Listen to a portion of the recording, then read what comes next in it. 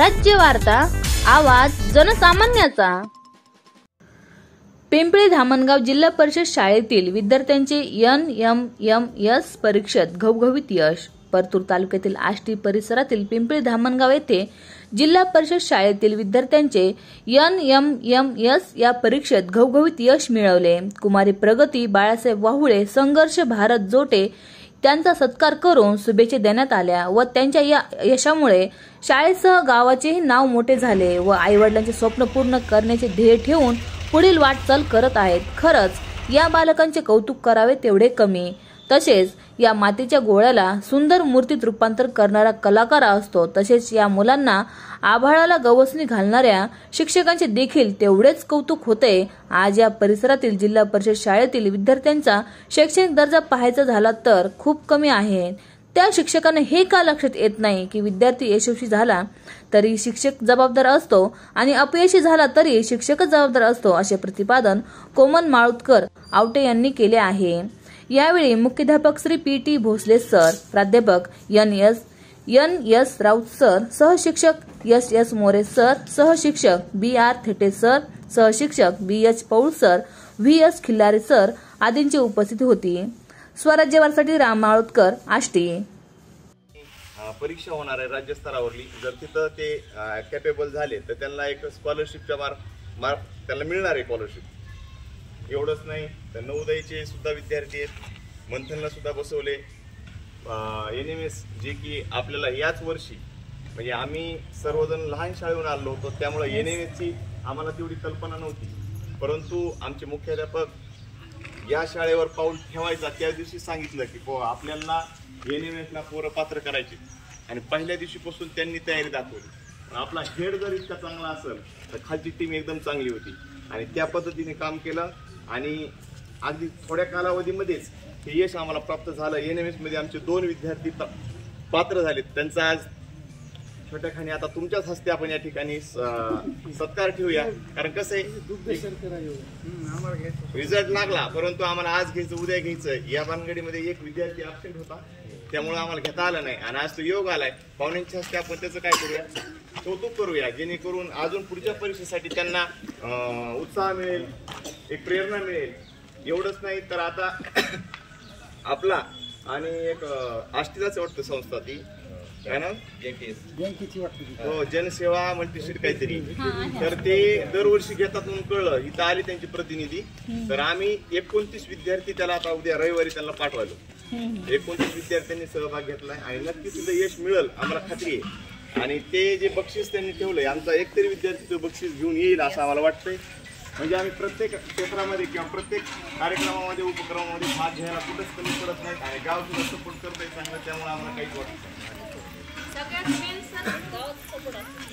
आणि सर्वात महत्वाचं आम्ही कुठे निराश झालो, महाजीतमध्ये केंद्रावरून तालुक्यावरून जिल्ह्यापर्यंत आमचे विद्यार्थी गेले, परंतु 2 मार्काने दीपक तिकांडे फक्त 2 मार्काने त्याचा विमान प्रवास माननीय कलेक्टर साहेब श्री कृष्णजी पांचाळ यांच्या उपक्रमातून दरवर्षी ही परीक्षा घेतली जाते। त्या परीक्षेच्या माध्यमातून जे हुशार विद्यार्थी निवडले जातात, जे विद्यार्थी असतात त्यांना इस्रोला किंवा म्हणजे विमानाने त्यांचा सहलीचा प्रयोजन असतं, तर त्याचं 2 मार्काने ते हुकलं। आम्हाला थोडा निराश झालं त्या दिवशी, 2 मार्काने त्याचं गेलं। 41चे पोरं येता 8वीतले 41 मार्काचे पोरं पात्र झाले आणि आले 29।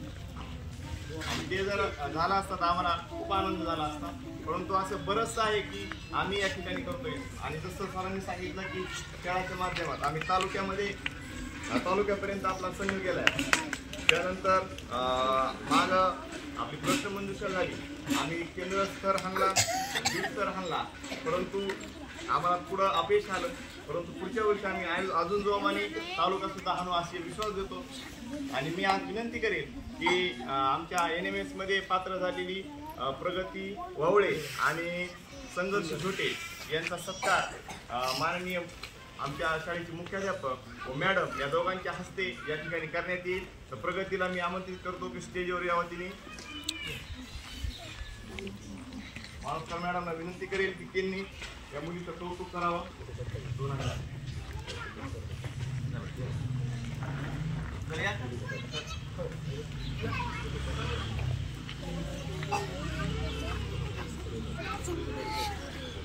सर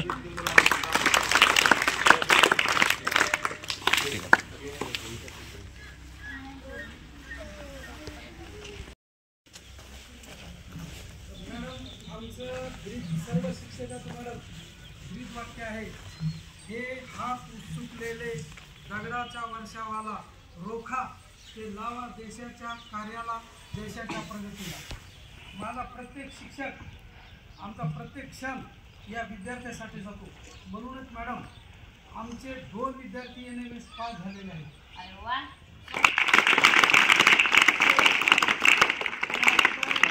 जी परीक्षा आहे जालन्यापर्यंत माझे विद्यार्थी गेलेले आहेत आणि आमचे विद्यार्थी गेलेले आहेत.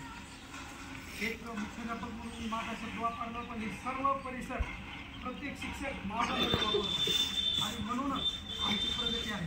अशा बऱ्याच सांगण्यासारख्या गोष्टी आहेत, पण आमचं सर्वांचं जे ध्येय आहे मॅडम, सांगायचं नाही, करून दाखवायचं. ठीक आहे सर, कोणाला काही बोलायचं? माझे शिक्षक प्रत्याक सर हे होते. आमच्या वेळेस शाळा जशी होती तशाच प्रकारे मला इथं बघण्यास खूप आनंद वाटायला लागला. जसे आम्ही शाळा सोडून दिले नव्हतं, असं वाटायचं की जसं कालांतराने शाळेमध्ये बदल होत असणार आहे. आमची सगळे ते स्ट्रिक्ट होते, जसं आम्हाला सगळे विद्यार्थी जेवढे पहिलीपासून ते विद्यार्थी खूप हुशार होते. तर असं वाटायचं आताचे नसणार आहे. तसं थोडीशी कल्पना होती मला की शाळा खूप बदल झाला असणार आहे शाळेमध्ये, आणि जशी पहिलं असणार तसं नसणार आहे. कारण की मी आष्टीमध्ये 2 वर्ष कन्या शाळेत शिकवलं होतं. पहिली ते दुसरी माझ्याकडे वर्ग होता. 6वी आणि 7वीला मी कॉम्प्युटर शिकवलं, पण तिथं पालक लोकांचा रिस्पॉन्स नसल्यामुळं एवढी गुणवत्ता कमी आणि विद्यार्थी पण इतकं कमी. तिथं मुलांची शाळा आहे पण खूप कमी तिथं असल्यामुळं मी भरपूर शाळेतून बदनाम पण झालेलं आहे. आर्ट्स परिसरामध्ये तेवढं पण शाळा असतील जिल्ह्यात आणि शिक्षक लोकांचे पण काही थोडंसं हलगर्जीपणामुळं थोडंसं वातावरण बऱ्याचपैकी तिथं झालेलं आहे. कारण की तिथं 10वीपर्यंत जिल्हा परिषद शाळा 10वीपर्यंत आहे, पण 10वीचे जे विद्यार्थी आहेत त्यांना जर समजा इंग्रजीमधून एखादी स्पेलिंगमध्ये विचारली किंवा मराठीतल्या एखाद्या शब्द वाचायला विचारला तो त्यांना येत नाही, 10वीच्या विद्यार्थ्यांना येत नाही. पण आम्ही ज्या शिकत होतो आम्हाला सरांनी दुसरीला अक्षरशः आम्ही मराठी, इंग्रजी, पाडे इतकं धडे आम्हाला सरांनी असेल दुसरीपासून आम्हाला शिकायला मिळतं. मला इथेच आशा आहे, इथं जेवढे विद्यार्थी आहेत ते कोणत्याच गोष्टीमध्ये मागं सरकणार नाही. त्यांना जी पण विचारणार ती सगळ्या गोष्टी त्यांना उत्तर देण्यात येईल. आणि असं पण नाही की मी पण मला खरंच आनंद वाटला. मला माझी जी लहानपणी शाळा आहे जशात तशी बघायला भेटली, यात मी खूपच आनंद आहे. थँक्यू. माझा परिचय मी ऑलरेडी तुम्हाला दिलेला आहे. मी कोमल दत्ता माळकर. माझं लग्न अक्षरशः 7वीमध्येच झालेलं आहे. कारण की जे पहिला काळ होता ते मुलींचं 7वी ते 8वीमध्येच लग्न करायचं, कारण की परिस्थिती तशी होती. पण माझं एवढंच मत आहे की मुलीने शिकलं पाहिजे. मुलीने जर शिकली नाही तर प्रगती होणारच नाही. आणि जर समजा तुम्ही जर जे तुमचे अचिव्हमेंट आहेत, तुम्ही जर अभ्यासच नाही केला किंवा काहीच तुमच्या घरून जर तुम्हाला तुमच्याकडून काही रिस्पॉन्स भेटलाच नाही, आपली मुलगी शिकतच नाही, जाते का शाळेमध्ये फक्त जाते, मग ते काय करतात, त्याच्यापेक्षा मुलीचं लग्न नव्हतं बरोबर. तर माझं तसं काही नव्हतं. घरचे वगैरे खूप गरीब होती. लग्न झाल्यानंतर नाही मिस्टरने मला विचारलं तुला शिकण्याची इच्छा आहे का. मला अगोदरपासून शिकण्याची इच्छा अशी होती की मला UPSC स्टडी करायची होती, मला कलेक्टर व्हायचं होतं. पण घरच्या पद्धतीमुळे मला होतं नाही आलं. मग लग्न झाल्याच्या नंतर मी 7वीपासूनचं शिक्षण, मी लग्न झाल्यापासून तर MA इंग्लिशपर्यंत माझा प्रवास जो आहे तो खूप खडतरपणे, कारण घरच्यांचा विरोध होता. मिस्टर शिकवत होते पण सासरचे जे होते त्यांना सून वगैरे शिकलेले आवडत नसायचे. ते म्हणायचे मुलं बाळा सांभाळायचे, घरचं बघायचं का शिक्षण करायचं नाही. पण माझे मिस्टर तसे नव्हते. माझे मिस्टर पत्रकार राहुल लावते, संपादक येते आणि स्वराज्यात आमचं चॅनल आहे. पण त्यांना असं वाटायचं की बाबा लेडीज शिकली पाहिजे आणि ते हर एक शाळेवरती जाऊन सांगतात मुलगी ही शिकलीच पाहिजे. मुलगी असो किंवा मुलगा असो त्यांनी शिक्षण केलंच पाहिजे. मुलांनी जर समजा लाईफमध्ये जर काहीच अचीव केलं नाही तर मग त्यांना नंतर शेवटला शेतीच करणे. पण शेती करण्यापेक्षा शेती तर नंतर ना करायचीच आहे. लाईफमध्ये काहीतरी अचीव जर तुम्ही केलं, तुमचं जे स्वप्न असेल तर आईवडिलांचं नाव काहीतरी तिथं गाजलं जातं. तिथं जे आईवडिलांचे आपले कष्ट केले असते लहानपणापासून त्यांचं पण नाव निघण्यात येतं. आणि मुलींना समजा शिक्षण जर नाही शिकलं तर मुलींना सगळ्यात शेवटचा एकच पर्याय असतो, तो म्हणजे लग्न करायचं, मुलं-बाळ सांभाळायचं आणि घर सांभाळायचं. पण माझं तसं काही नव्हतं. मुलं-बाळ पण मला 2 मुलं आहेत. माझी मुलं संस्थेमध्ये मी टाकलेले आहेत. मुलं वगैरे बघून मी ग्रॅज्युएशन कंप्लीट केलं लालबाग शास्त्रीला. लालबाग शास्त्रीमध्ये माझी 8वी ते 12वी झालं. 12वी नंतर मी ग्रॅज्युएशन कंप्लीट केलं आणि मग ग्रॅज्युएशन कंप्लीट झाल्यामुळं मला तिकडं संभाजीनगरला जावं लागलं. तिथं मी देवगिरी कॉलेजला MA इंग्लिशमध्ये ॲडमिशन घेतलेले, फर्स्ट इयर आहे. आणि कन्या शाळेवरती शिक्षक नसल्यामुळं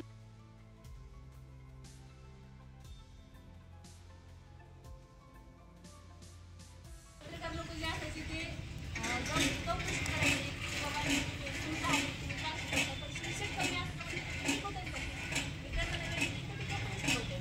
बऱ्याचशा शाळेवरती कम्प्युटर आले तर शिक्षक पण खूप येतात, पण कम्प्युटर डोक्यात पडले शिकवत नाही.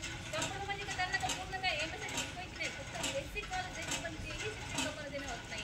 तर जसं तुम्हाला सांगितलं हायस्कूलची अवस्था आहे त्या शाळेमध्ये तिथं 10वी विद्यार्थ्यांना काहीच येत नाही, पहिली तिथं लांबच राहील. कन्या शाळेमध्ये भरपूर डेव्हलपमेंट आहे. कन्या शाळेमध्ये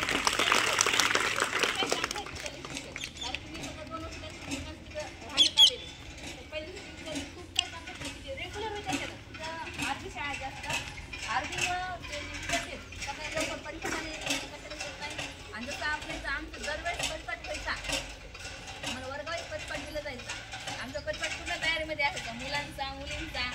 पण आमच्याकडे परिपाठाच्या अगोदर ना आम्ही साफसफाई करायचो. तर आम्हाला असं कधीच वाटायचं नाही की आम्ही साफसफाई काय करायचं. वर्ग पहिलेपासून परिपाठ दिलेला जातात.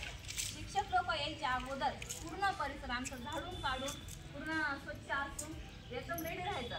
कारण की प्रार्थना ज्यावेळेस चालू असताना साफसफाई नाही केली पाहिजे. इथं एवढंच मात्र तुमच्याकडून चुकलं की परिपाठ चालू असताना साफसफाई करायची नाही. अगोदर ज्यांचा परिपाठ आहे ग्रुप असायचा, गट तयार केलेला असेल. जो गट आहे तो सकाळी लवकर यायचा, त्यांनी साफसफाई करायची. तिच्यावरची बारी असायची. आणि त्यावेळेस म्हणत असताना तुम्ही मला वाटतं इथून पुढे तसंच केलं पाहिजे. तुमचा जो गट असं मुलांचा असो किंवा मुलींचा असो, सकाळी त्यांनी लवकर येऊन जे ग्राउंड आहे ती साफसफाई करायची. कारण की प्रार्थना चालू असताना ज्यावेळेस चालू असते त्यावेळेस सगळ्या विद्यार्थ्यांनी हजर राहिलं पाहिजे. फक्त वर्गामध्ये 2-2च विद्यार्थी असले पाहिजे साफसफाई करताना, बाकीचे सगळ्यांनी हजर राहिलं पाहिजे. बाकी तुमच्या एकूण सगळ्या काही गोष्टी चांगल्या भेटल्यात. आणि कन्या शाळेवरती एवढं काय शिकायला भेटलं मला की मुली जे असायचे 7वी ते 8वीचे असतात त्यांची परिस्थिती नसल्यामुळं गुपचूप लग्न लावण्यात येते सर मुली. अजूनही ती परिस्थिती आहे. पण मला वाटतं तुमच्या वेळेस असं घडू नये. इथं 8वीपर्यंत शाळा आहे. सरांचाही तुम्हाला सगळ्यांचा खूप सपोर्ट आहे. जर तसं काय वाटत असेल तुम्हाला घरून की आमचं लग्न जमलंय काय असं, तर शिक्षकांना बिनधास्तपणे सरांना सांगायचं सर माझं लग्न जमलंय, मला लग्न करायचं नाही. तुम्हाला सर्व अधिकार आहे तुमचं लग्न न करण्यासाठी. तुम्हाला तो सगळा हक्क आहे. तुम्ही घरी डायरेक्ट म्हणू शकतात मला लग्न नाही करायचं. जर तुम्ही म्हणू शकत नसताल तर क्रमांक आहे शिक्षक आहेत त्यांना सांगायचं की मला लग्न करायचं नाही. शिक्षण शिका. सर्वात शिक्षण शिकलेलं वायाच जात नाही. जरी समजा लाईफमध्ये तुम्ही नोकरीच नाही केली तरी काहीच हरकत नाही. तुम्ही स्वतःचा बिझनेस टाकू शकतात. सर्वात मोठं हे जर नोकरी नाही तर असं बरेचसे असे घाबरतात शिक्षण शिकून काय फायदा आहे, काय नोकरी थोडी ना लागणार आहे आम्हाला. पण नोकरीसाठी म्हणून शिक्षण नाही शिकायचं, शिक्षण शिकायचं नाहीच नोकरी लागली तर आपला स्वतःचा बिझनेस टाकता आला पाहिजे. आपल्याला आपला काही स्वतःचा व्यवसाय सुरू करता आला पाहिजे. शेती सर्व काही नाही, शेती पण केली पाहिजे. पण शेतीमध्ये पण शिक्षणाच्या माध्यमातून डेव्हलपमेंट करता येते. एवढं सांगते. जय हिंद.